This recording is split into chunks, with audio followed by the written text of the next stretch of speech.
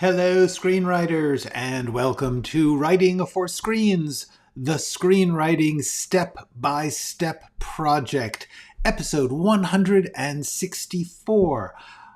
My name is Glenn Gers, and I come to you every weekday, Monday through Friday, if I can make it, at 3 p.m. Pacific Standard Time, to let you look over my shoulder, share my screen as I write a script. And I am doing this because I think it's a good part to learn about screenwriting that screenwriting teachers seem to kind of underserve, which is the process, the actual day-to-day, scene-to-scene, line-to-line work of taking nothing and making it into a script. And so I've been showing you how I built the outline from a rough idea, and then I did a rough draft, and now I am rewriting the script. I am doing this this is not the best way to do it. It's not the only way to do it. It's the way I figured out when I had a 25-year career writing TV and movies here in Los Angeles, California. And I think it's practical. That's the main thing.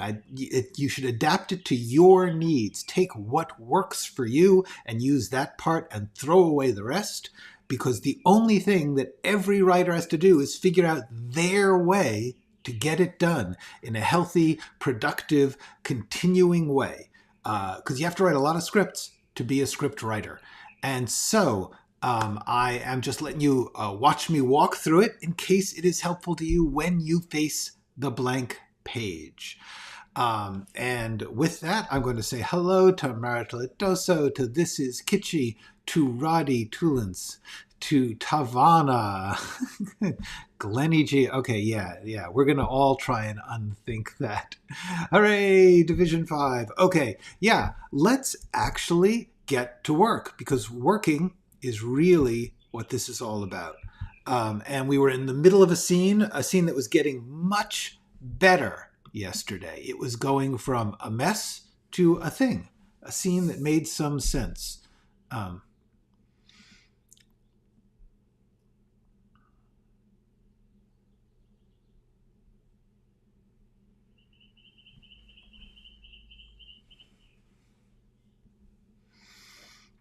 Hello, 99 Precinct. G'day, Phil J. Hello. Gosh, got lots of good people here saying hello. Every single one of my viewers, of course, is a good person. What I meant was, it's good to see you all. Anyway, let's get to it. So, all right.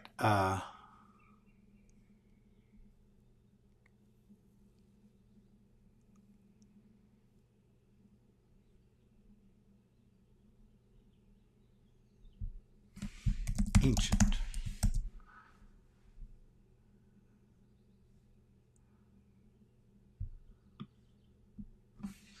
We do not need that. It is obvious. Hello, Natasha. Good to see ya. I am trying to rewrite the scene. Oh yeah, now I remember what this was. Now we have to get to the part where he is finishing his transaction at the same time that he is doing the Zoom. I am so glad. I hear this a lot, actually. A lot of people say that they do their writing while I'm babbling on here, which I think is fabulous. Yes, if I can be the Bob Ross of screenwriting for you folks, fabulous. Okay. So what I'm going to be doing here is I suspect that this scene is now too short, but I really need to get the whole thing to where I can read the entire script, and then I'll start to work on the proportions. Because right now we're still 13 pages over my ideal 60 pages. You can keep track of how many pages I got here. I don't know if you can see down in the lower left corner. I'm moving the cursor. 14 of 73 pages. This tells me the page count and what page I'm on. And ideally, I am going to try to get to 60 pages, because that is 60 minutes in industry estimation. The industry figures a page a minute in a script. And so therefore, if you're writing an hour-long show, you're supposed to keep it to 60 pages or less.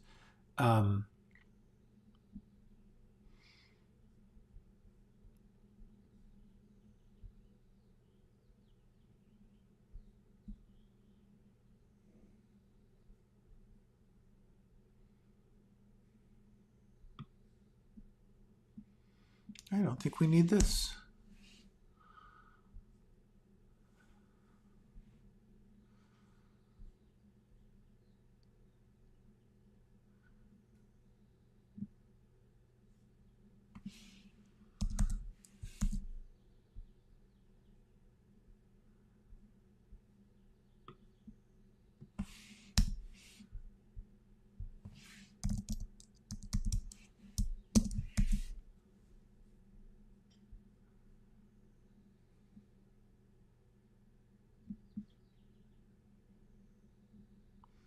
All right, so what I'm going to do now is I need to explain to the reader that we are going into the Zoom meeting. So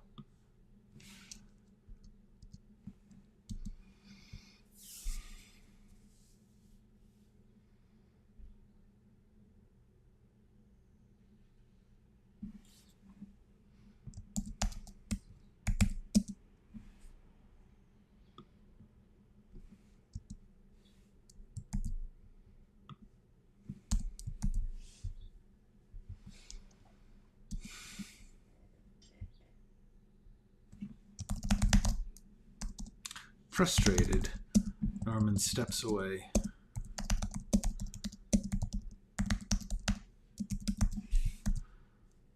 Steps away slightly, steps away and... no, he doesn't step away. He just opens the damn thing. All right.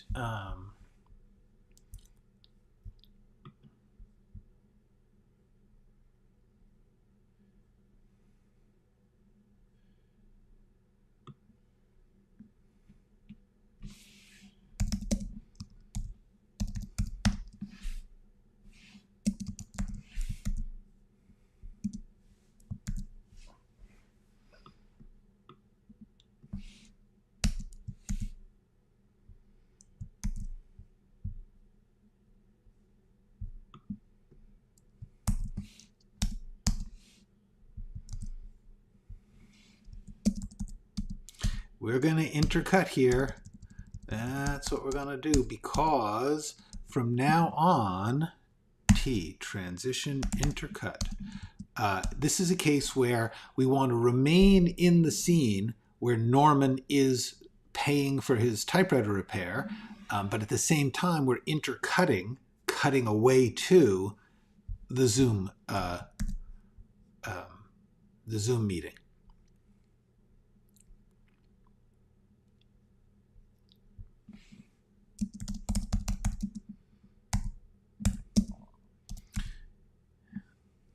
Earpod.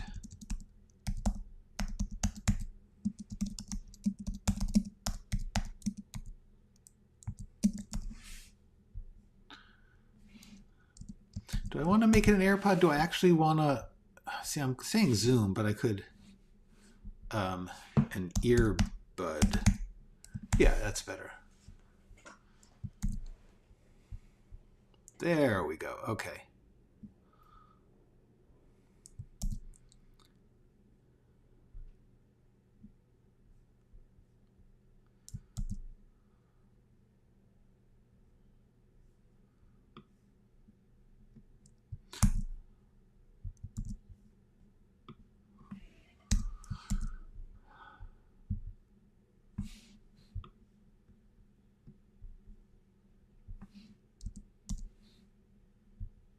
Wobbly and handheld is unnecessary because handheld implies that it's...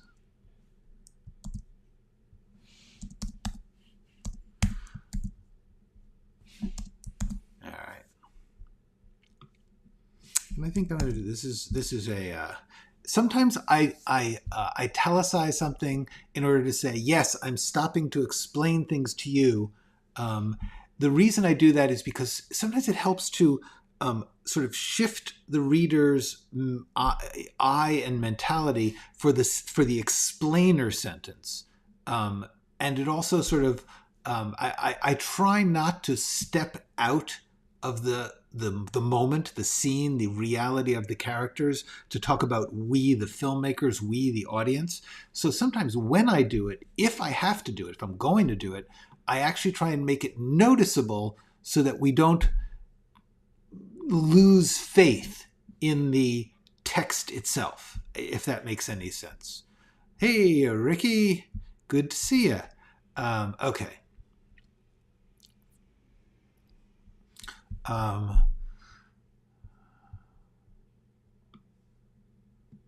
This just doesn't belong here. Because what we're doing is little one-liners, so the extra bit. So what I'm going to do is look for McLean, and I'm going to see if the next time we find him,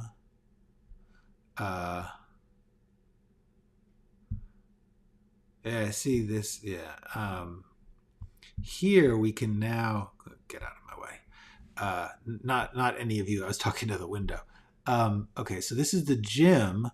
Do we then, hey, see, we don't.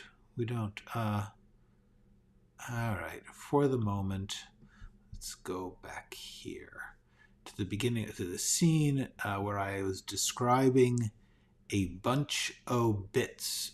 I was trying to show where all the different, yeah, here we go.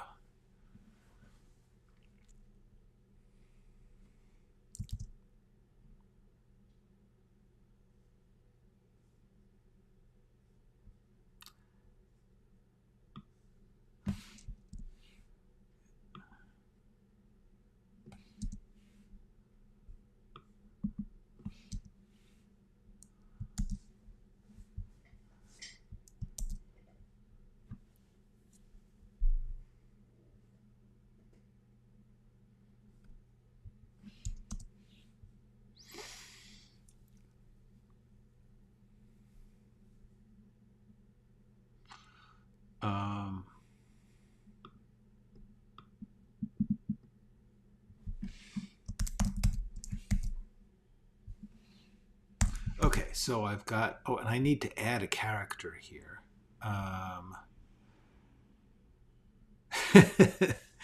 Thank you, Natasha. I will. Natasha, you are my go-to source of typewriters. All right.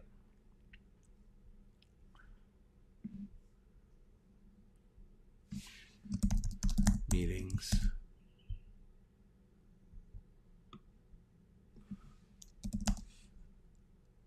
Intercut.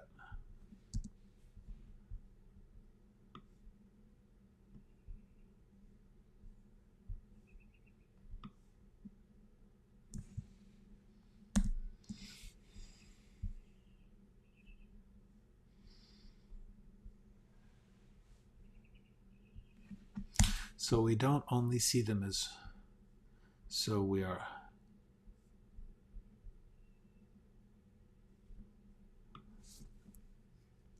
so we don't, uh-oh, I have to sneeze. Okay, I'm just trying to see if there's a way to get less words into this. I do think it's important to establish this concept that we, you know what? I think this is all, you know, if I'm going to do it, just do it here.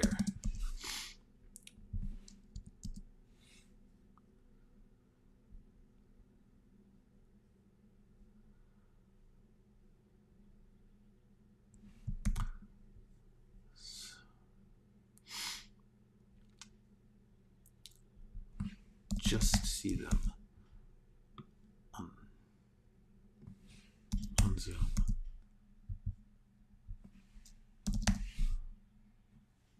But also are with them in their lives. During all Zooms. During all Zooms, we intercut the live location of the song. We are also with them in their lives.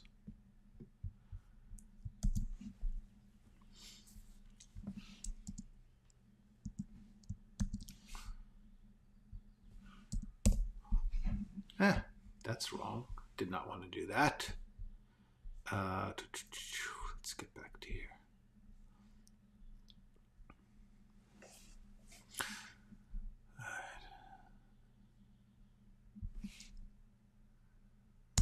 During Zooms, we intercut the live location of the people in the windows, so we are also with them in their lives. That's actually pretty clear. Huh. Yes. Yes. Well, you say that like writing something very dark was not the assignment. I guess what you're asking is, have I ever been on an assignment and found myself bringing it to a darker place than the assignment would like? Yes. However, my simplest take on that is, if you're on assignment, you do not own what you are writing. You have no, you can't take it where they don't want because you don't own it. They own it. You are for hire. You are an employee of the people who have assigned you that. So therefore you can say to them, hey, I think this might be cool if it goes very dark.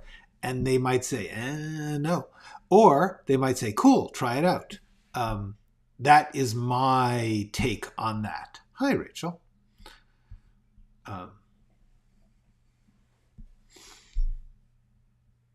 Here's the thing. Now I've in their windows and in the windows. And we all know that Zoom has windows, and we have Zoom meeting here. So I think I can cut this.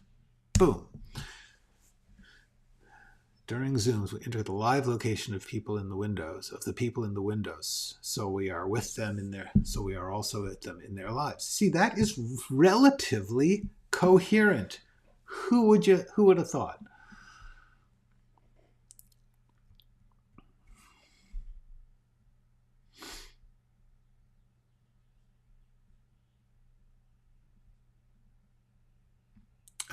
Okay, what Cameron?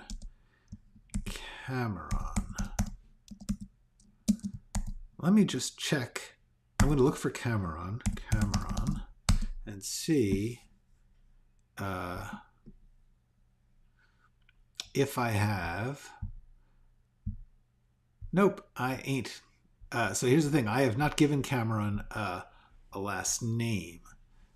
And that's not the end of the world. I'm just going to put a little...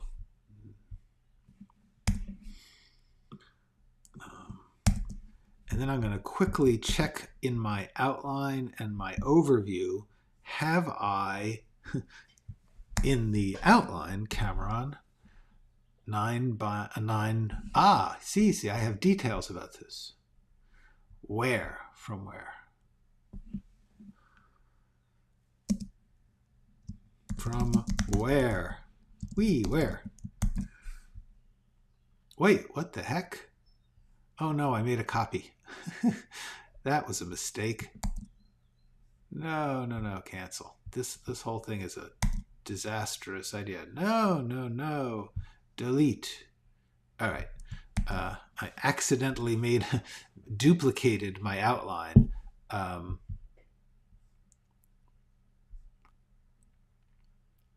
And that was a mistake. Sometimes you just hit a key and it takes you places you were not wanting to go. Hello, Erico Cipriani. Hello from Brazil. Very cool. Yeah, so I'm going to briefly interrupt our program for a little announcement. If you are lucky enough to be working on assignment, which means someone is paying you to write or rewrite something, the thing about screenwriting, which is different from many other types of writing, is the person who pays for it owns the material. They own the copyright. They can fire you from it and have every single word of even if it's your original script, if you were to sell it to someone, they then own it. It's not like with a publisher, they don't actually buy the work. They have a contract to publish it, but you retain ownership of it. And so they can't change it without your permission, for instance. Likewise, a play that is produced. They can't rewrite the play without asking you. A screenplay, a script, a TV script or a film script is different. The person who pays owns the copyright. It's part of the contract. And therefore, you are an employee and you are disposable. They can say, we don't like what you said, even if it's your script, even if you conceived of it and wrote every word. So therefore, When you are writing on assignment, you have to think of yourself as a collaborative employee. And you have to also think, maybe I don't want to sell this. Everyone's, I want to sell my script. Be sure, when you option a script or sell a script to someone, especially like if it's like a wannabe producer who's like, hey, I'll give you $200 and we'll get it made because I know somebody who knows the hairdresser for somebody.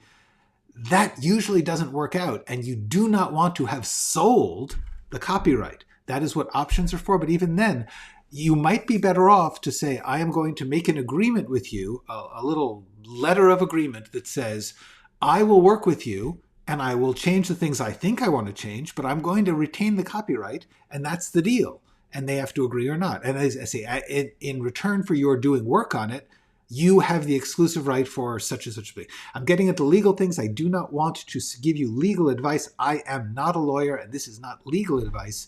It's philosophical screenwriter career advice, which is, just remember, when you work for money as a writer in the screen industry, you are an employee and you do not have the final say.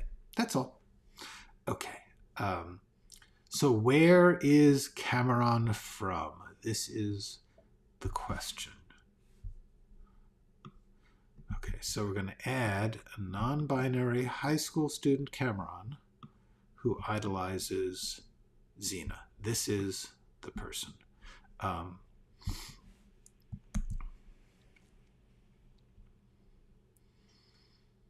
You mean like at their will? Yeah, pretty much. Not legal advice. Thank you. Yeah. Oh, no, because actually, and this is why, for all the gripes people might have about the Writers Guild of America, it is a union, and as unionized employees, we got protection, we got perks, we got health insurance. So no, that's okay if you get into the Writers Guild. The thing is, if you're not a union employee in a Hollywood production, then you have to take care of yourself. And there is plenty of legal advice from lawyers on the internet on this subject. Look it up. Be your own advocate and be responsible for yourselves, because that is your job as an artist. That is part of being an artist, is to take care of yourself, including knowing the business. Okay. So, for the moment, I'm just going to copy and paste this. A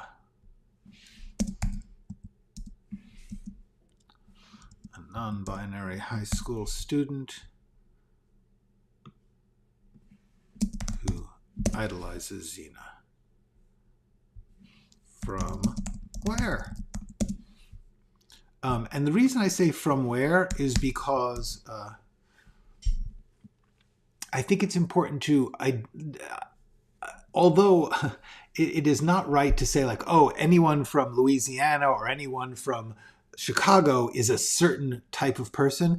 There is a certain indication of a type of person that you either have to work against or work towards when you give someone a place identity. But I don't think I'm going to do that. I'm just going to say suburban. That's because that's really what I wanted to get at. A non-binary suburban high school student, high school senior, let's just say.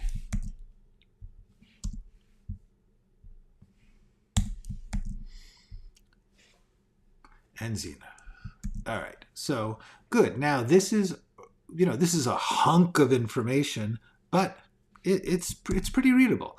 Each of these things a little, oh, here's one cool thing about them.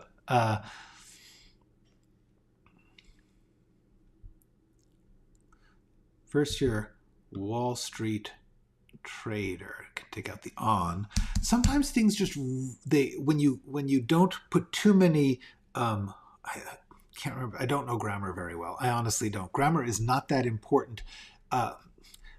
Formal, proper grammar is not important for screenplays. Understanding the language is very important, and grammar is part of that. But when I say grammar, what I mean is the different ways you can form a sentence. And so therefore, a first-year trader on Wall Street or a first-year Wall Street trader, they're slightly different. The reason that I change it is because a first-year trader on Wall Street feels conclusive, like it's like you've gotten to the end of something. A trader on Wall Street, we're done. But in fact, in this sentence, it's not going to be done.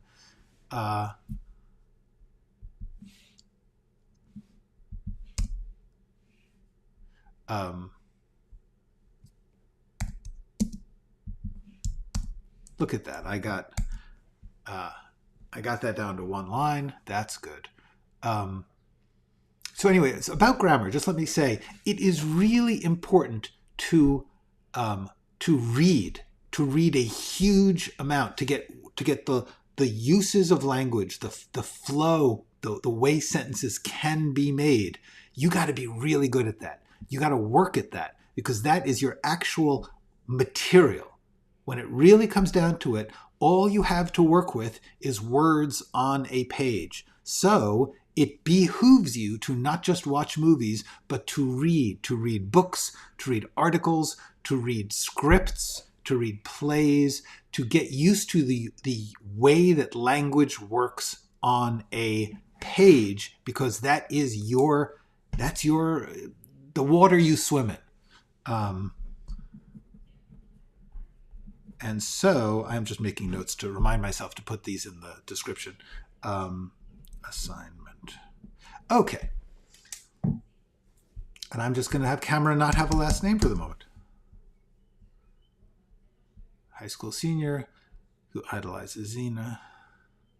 Do I need that? Yeah, for the moment I'm going to leave it, but I might get it. And Xena at home running the meeting.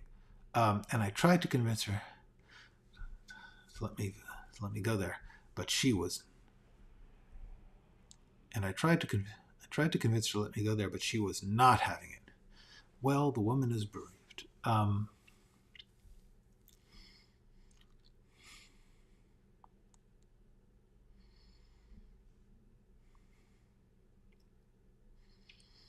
So now I am about. You guys are talking. Visual concept for design studios is kind of the same. I get hired on a day rate, and they own what I make that day. Exactly. That is often the way of the work.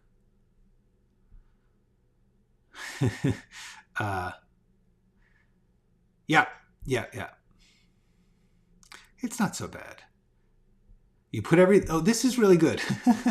You get used to it. You put everything into it and then let it go. That is very much what it is like to be a working writer, to be a writer in business, because it is in fact show business. And as a screenwriter, you got to learn to both really, really create and commit, and at the same time be willing to say, okay, I'm done. You want to ruin it? Go ahead.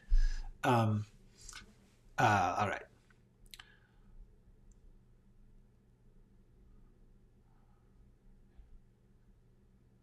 She didn't care about George. She hasn't seen him in 30 years. I'm more bereaved than she is. Then why didn't you just tell her you want to? See, this seems too emotional for McLean. Why didn't you just ask her to look at the files? Okay. Then why didn't you just ask her to look at the files? To look. But yes, it's not look at the files, is it? To get the tape. I'm gonna have to figure this out. Exactly what it is, the MacGuffin here that Xena is asking.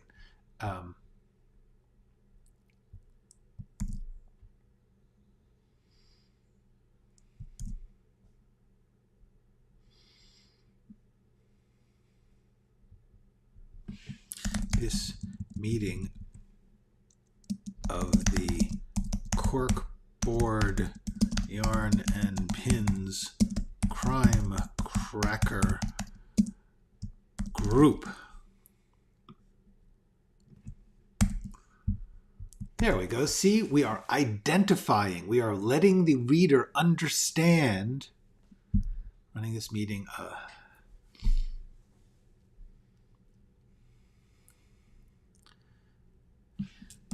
Identified in the Zoom window as ID'd in the Zoom window as the corkboard yarn and pins crime cracker group. Okay, that's cool.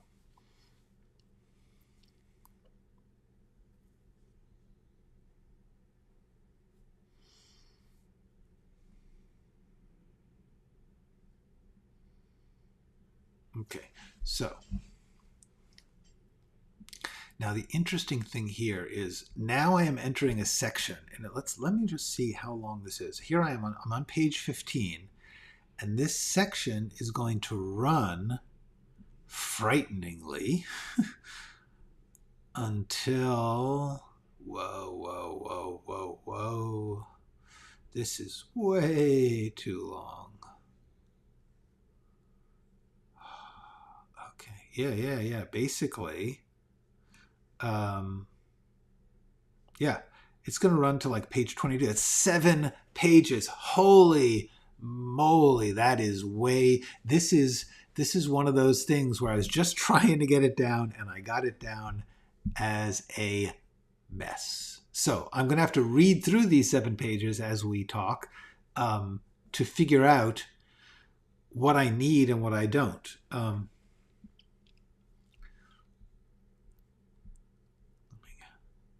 Tried to convince her, let me go there. Let me go there. Let me come over. Let me help. But she was not having it. Let me help. Yeah.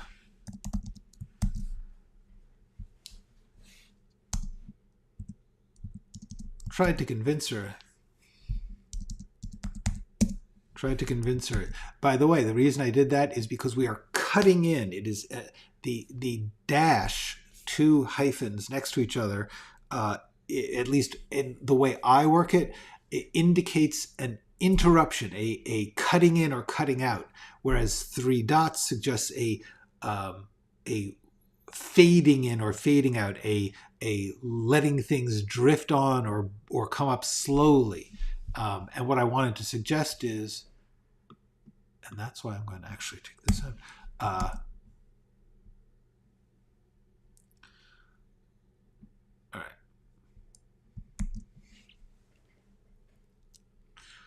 Okay. She didn't care about George. She didn't care. She didn't care about George. She hadn't seen him in 30 years. I'm more bereaved than she is. That's okay. That's an okay line. Then why didn't you just ask her to give you the tape? Ask her to give you the tape. And this is going to be a boom. I'll just leave that a little bold there and underlined and italics. So I know that phrase, like I said, I have to identify. In this episode, there is a MacGuffin. A MacGuffin is the mechanical, frankly, relatively unimportant thing that you need, that everyone is after, around which the plot revolves, not resolves. It's from a story that Hitchcock used to tell a lot. He famously told it in the book Truffaut / Hitchcock, which is a magnificent book if you're interested in film storytelling. It was a series of interviews going film by film through the career of Alfred Hitchcock when he was working hard. Truffaut. Sorry. I'm in the wrong thing. Okay, sorry about that. Hold on. Truffaut / Hitchcock.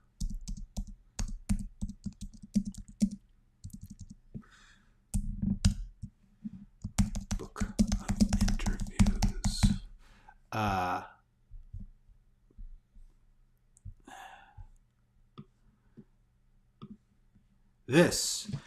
Truffaut / Hitchcock. It's a book of interviews in which Francois Truffaut, a young French New Wave director, came to Hollywood with a French translator, because he spoke French, Hitchcock spoke English. And he went film by film through most of Hitchcock's career, and they talked about the storytelling and filmmaking theories that Hitchcock was working from and how he did what he did. It's a very important book in film history. And it's also just really readable. It's very enjoyable. There's also a documentary about it, but it doesn't have the full interviews. Anyway, in this book, Hitchcock explains that very often his film plots are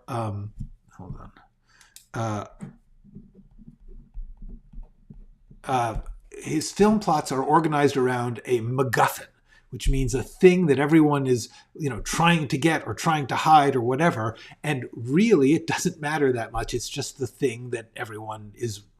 It's the thing of value, and it's based in some old joke about a man riding on a train, and some guy says, "What's in the suitcase over his head?" And he says, "Oh, that's a MacGuffin. We hunt them in Scotland or something." There's some silly joke that the MacGuffin comes from, but MacGuffins are very, very useful in plotting, to say, what's the MacGuffin? What's the thing? Famously later, David Mamet, the controversial and incredibly depressingly foolish and disturbed brilliant playwright, wrote the screenplay for a script called Ronin. He rewrote it. And when he did that, he organized the entire plot around a briefcase. The entire plot is around a briefcase.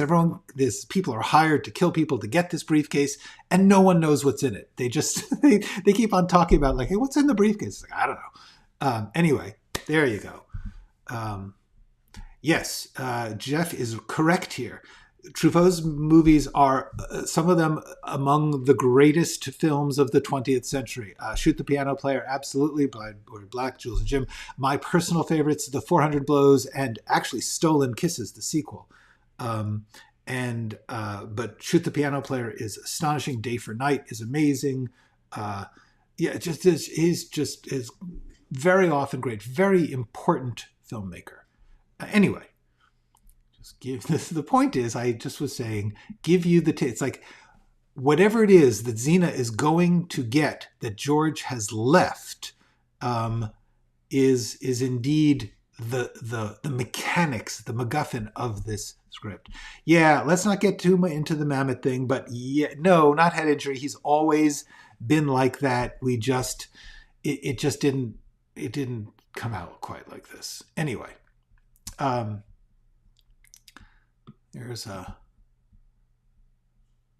If I tell her George left a secret file.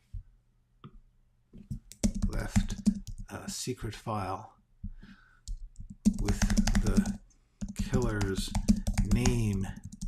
Left a secret tape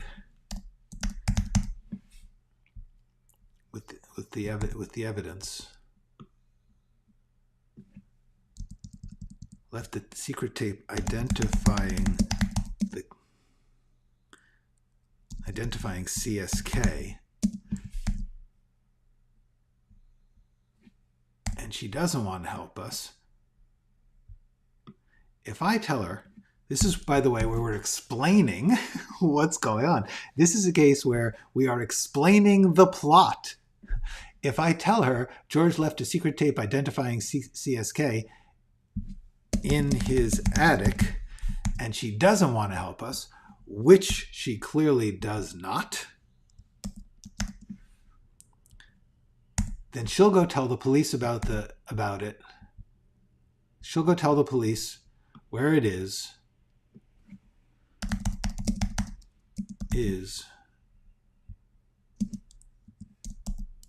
Then she'll go tell the police where it is, and then game over.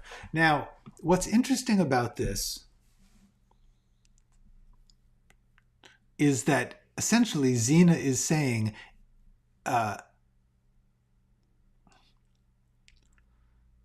she's saying that it's okay with her if the police are not catching the killer because she wants to. Now, the interesting thing about this is that's true, but what's particularly interesting about this is that I have to find a way to make that acceptable. That we have to go, yeah, that's fair. Let me just ask her to give you the tape. Actually, I kind of like that. It's growing on me, this MacGuffin thing. Ask her to give you the tape. Why don't you just ask her? Then why don't you just ask her to give you the tape? If I tell her George left a secret tape identifying CSK in his attic, and she doesn't want to help us, which she clearly does not, then she'll tell the police, and then she'll tell the police. She'll tell the police. Maybe I'll just leave it at that. Then she'll tell the police. And let me see where I go with this, because it's been a while. Yeah. Some of his work, some of Mamet's work. I'm a little afraid to get too into Mamet here, because it gets into politics and a lot of other things which are which I strongly do not indulge in here upon YouTube. So therefore, I will just say I do not particularly endorse where David Mamet has gone in the past, actually 10 or more years, socially and politically. However, he remains an important and influential and magnificent figure of his early work in theater and film. That is my statement.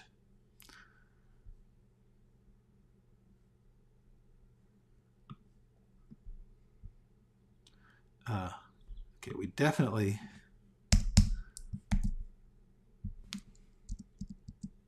Poisoned. Can you believe it?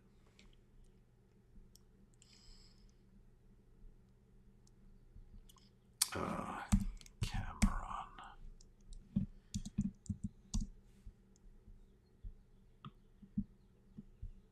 He was getting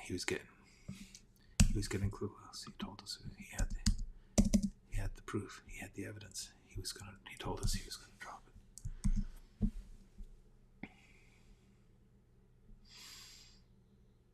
All right. No. Actually, Zena's motivations are not only ethically they're not so much a gray area as they are a completely wrong thing that we need, because this is the art of fun writing. We need to make them sympathetic and believable, and eventually reveal the badness of them. What we need to do is not make clear that Zena is horrendous yet, because that's the end of the story.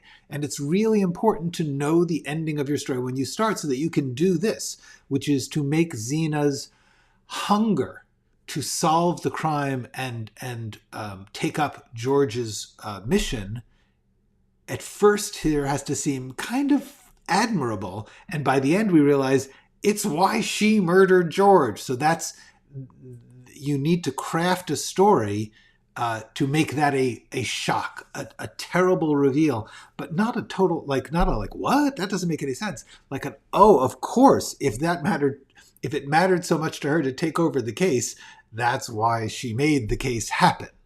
That is the point of Zena's motivations.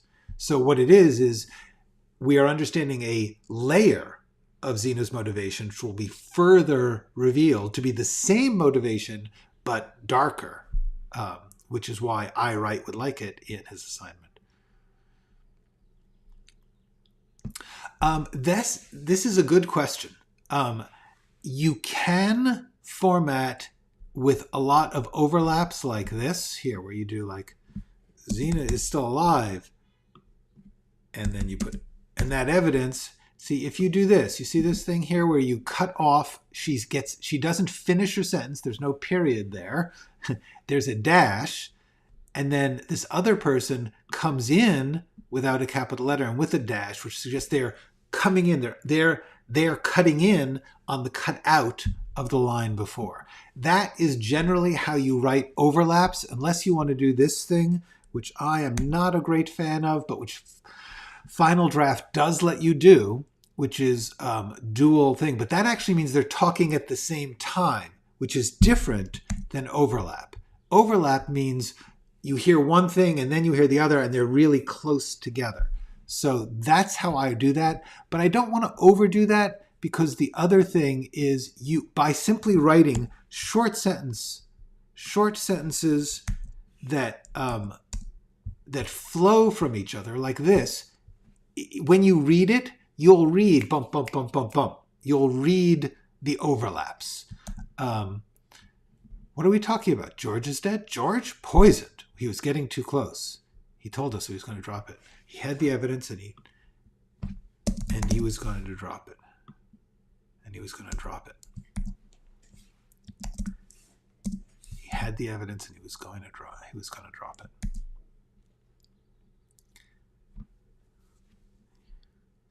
The chemistry set killer is alive. There's almost no way to do this dialogue that isn't close to overlapping in the modern age. In the old days, they would have separated them a little. So that's how I do the overlap, is to make sure that your sentences aren't running long and that they have a sense of incompleteness or of additive quality. That will read boom, boom, boom, even though you don't do the dashes thing. The dashes thing gets tired. I've done it, but yeah. Sometimes I notice shows will end scenes mid-conversation or have a conversation get interrupted to avoid having trains. Yes, absolutely. This is an important skill to know. Famously, William Goldman, the great screenwriter who wrote Adventures of the Screen Trade, first told us, get in as late as possible. Come into the scene after they've been talking a bit, and then get out as soon as possible, even if they haven't finished the conversation.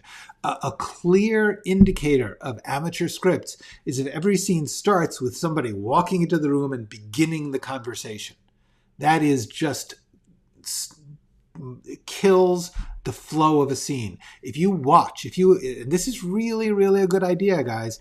Take something you love and watch it over and over until you start not enjoying it, but analyzing it and saying, well, how do they get in and out of each scene? And you'll see sometimes they'll show somebody pulling up in their car, but a lot of times they'll cut right in and people will just be talking. Or something will have happened and they were just beginning to talk, but they don't show the introductory, hello, how have you been? All right, so... yes, dual dialogue is great. It's hard to read. Hello, Aries. Dual dialogue is when you do this thing, which is doable in Final Draft with Command D. It lets you do this. It's hard to read, but it is a lot of fun. Okay. So he's getting too close. He had the evidence, and he was gonna drop it. The chemistry set killer is alive. And that evidence is sitting. See, now this is...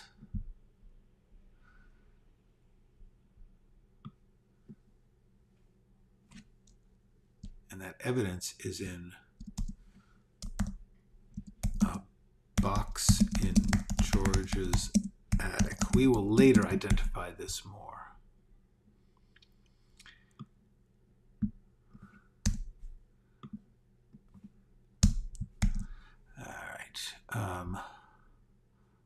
Uh-oh.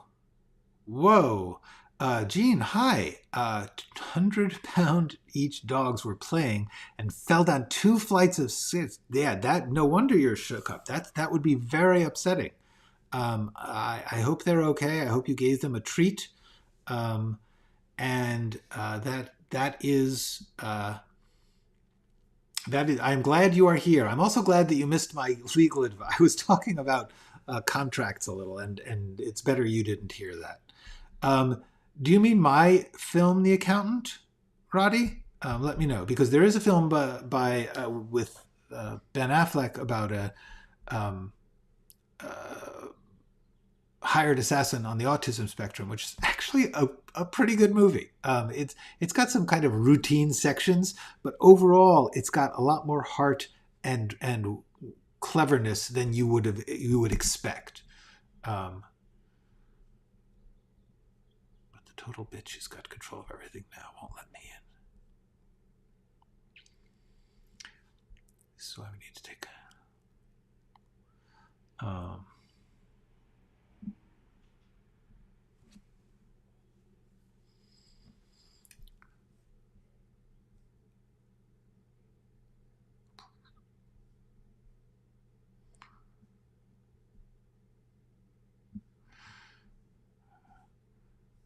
This is actually kind of. This is one of those lines which is.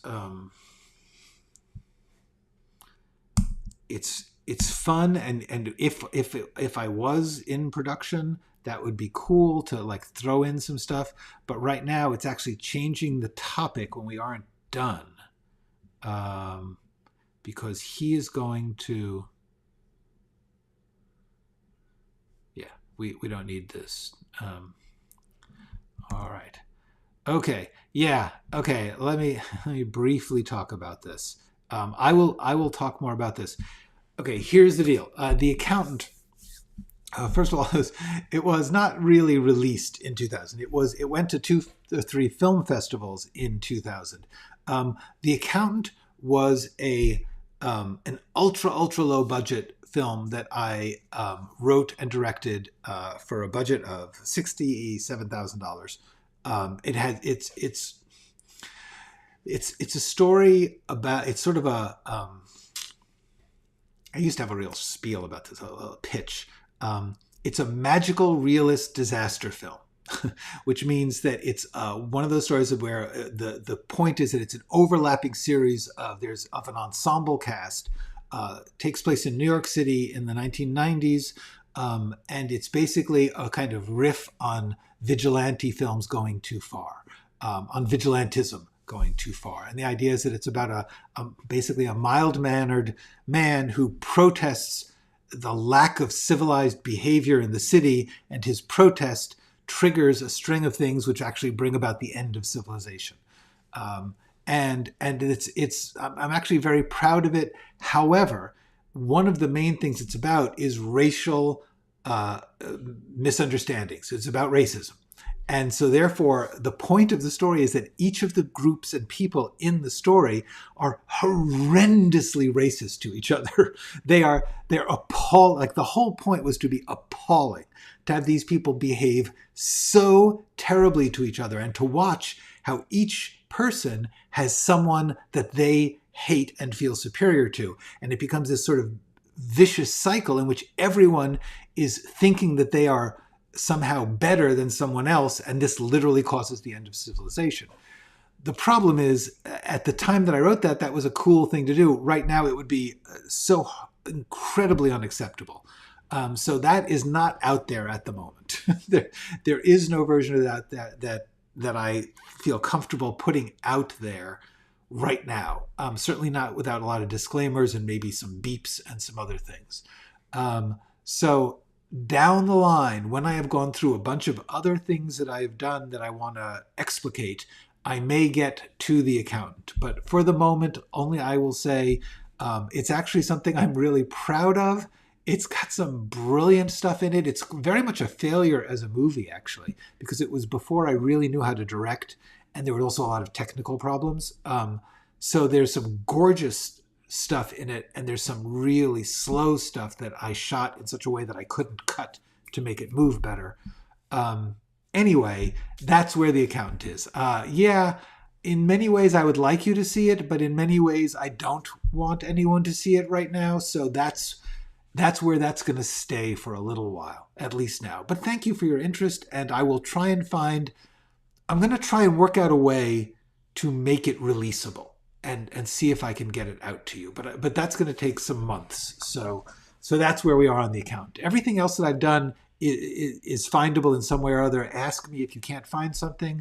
Disfigured, by the way. Let us just, I think I have here, yeah. Disfigured, the low-budget indie film that I directed 10 years after that, or 7 years after that, I'm really proud of, and it's really good. And I wrote it, directed it, and feel immensely like yeah, that if I had to just save one thing of my career, this would be it. Anyway, okay.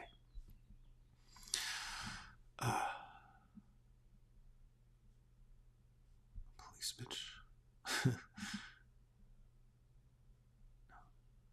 Judge, sex wife, Madeline Morrison. This office manager type. This office manager type from. It's office manager from New Jersey with a stick up her butt. I like that. That's what Xena would say. It's not. There's no dash there. Now here's the thing. I have left the Reparista. I have not kept that alive, as you say. You're more than welcome. That's why I am here. I am here to answer questions. All right. So I'm going to eventually have to deal with this Reparista fact, the fact that he is having this meeting in this shop, because pretty soon he's going to walk out of the shop. So he hasn't paid. So, all right.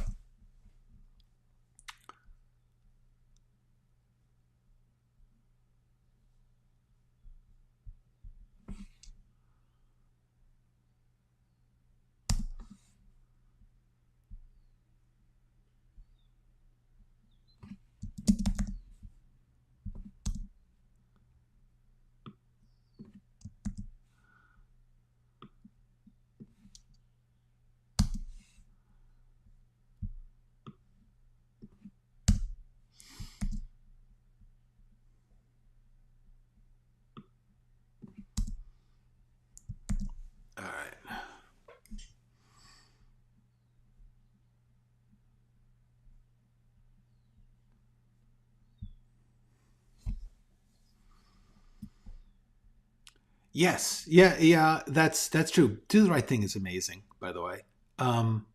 Yes, yeah. That is among the things that was influential upon me, which I studied actually greatly. And by the way, for those of you who don't know it, Spike Lee. If you're interested in indie film and DIY filmmaking, Spike Lee published the production diaries. Obviously, they were edited, but his process by which he made his first 3 or 4 films. She's Got to Have It, School Days, and Do the Right Thing. Certainly, there's paperback books which have the script of, but more important, his supposed journals or his notes or thinking or experiences of creating, of writing, and getting going those first early, most indie movies, and those are very good books.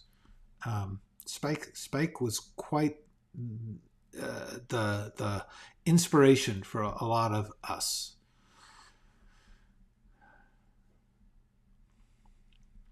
Um,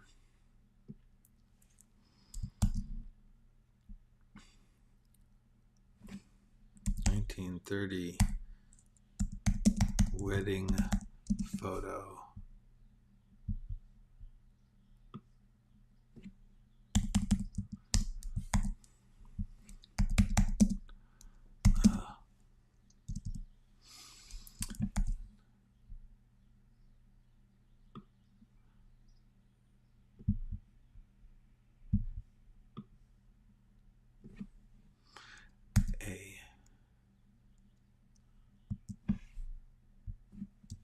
Madeline we know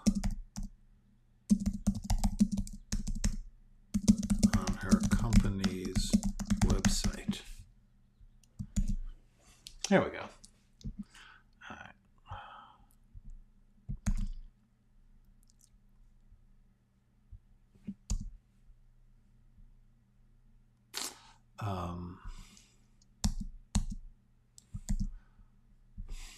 So obviously we need to deal with this, but right now I'm just trying to read because I'm going to be closing down shop here, but I'm going to go a little longer because we're on a roll, are we not? We are getting things done.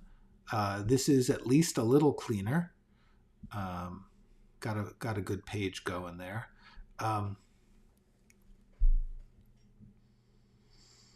This is just way too long, I think. I think what I was doing here was writing this big long speech so that he had something to listen to while he was walking. But that's the sort of thing you do in production. You don't worry about it right now.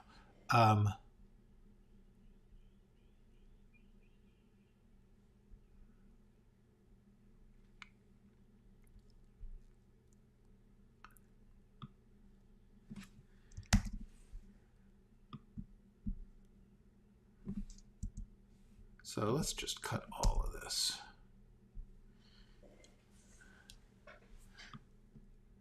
This is once in a lifetime.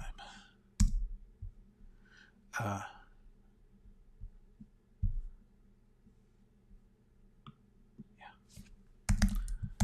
Maybe I should tell her.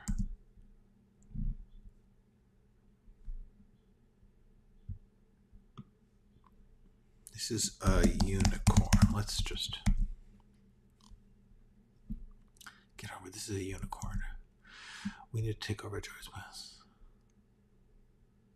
I want to finish this. Take down the chemistry set killer the way he wanted to. 2.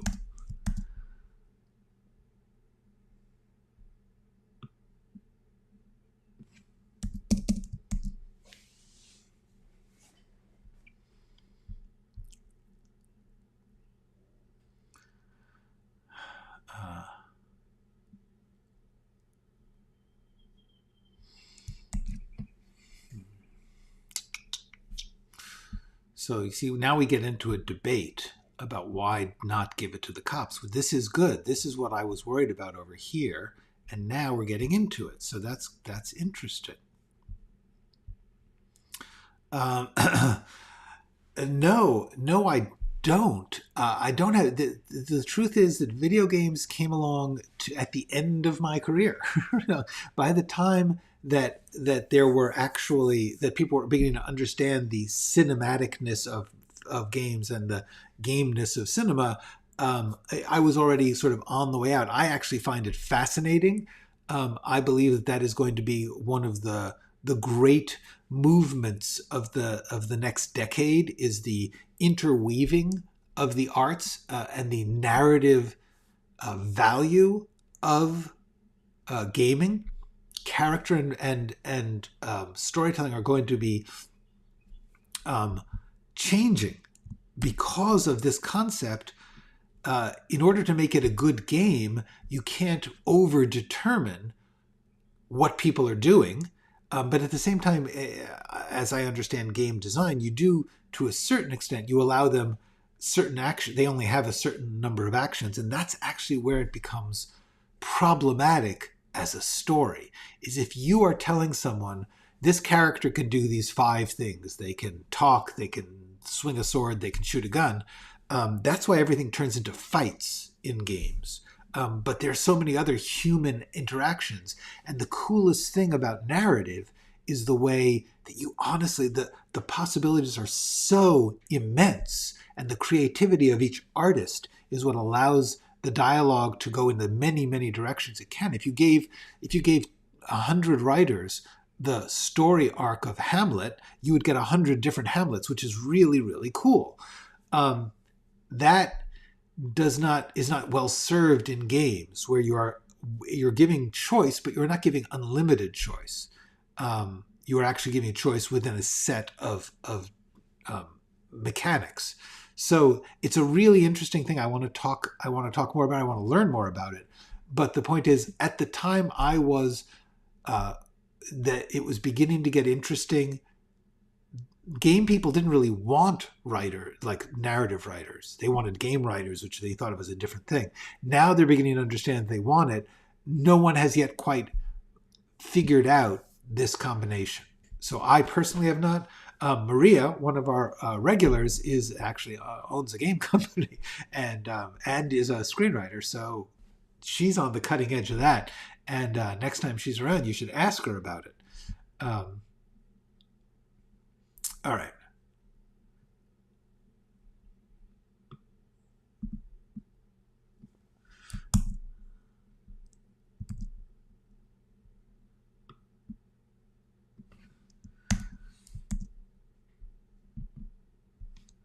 I'm just holding these lines. They're not right, but I want to finish this.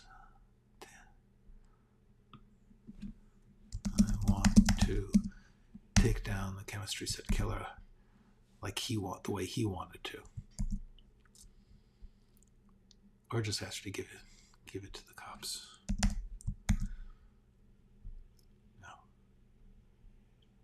No, this is ours. Yeah, why would they bury it? Maybe to cover their mistakes. Okay, conspiracist. Wait, who is the conspiracist? Is not Cameron, actually.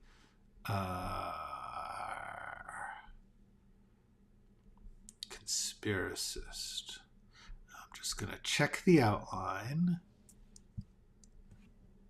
Conspira. Ted, that's it. Okay, cool. Ted does TED Talks. Which means I have to add Ted in here. Ted, a conspiracy theorist. Need more, Glenn. And we're just gonna boom, boom, boom. All right. Now I will remember that that's not done. Okay. All right. We're starting to get. I'm just seeing where we are. So let me at least get Ted. Give Ted his own name. Ted. Okay.